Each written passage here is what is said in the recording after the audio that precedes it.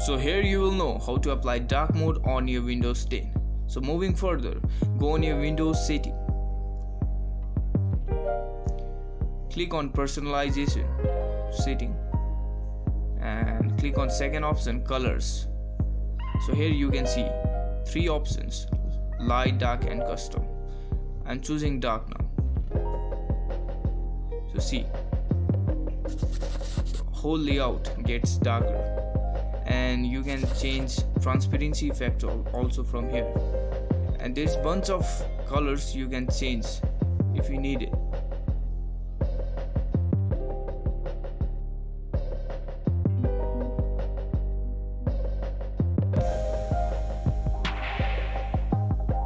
But anyways, I like navy blue.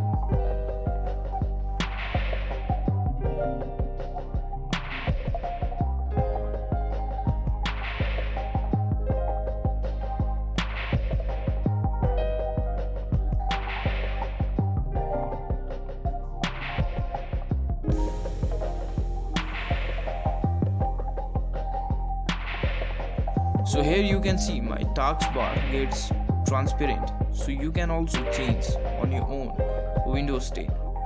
So thank you very much for watching my video. Please share, subscribe and like.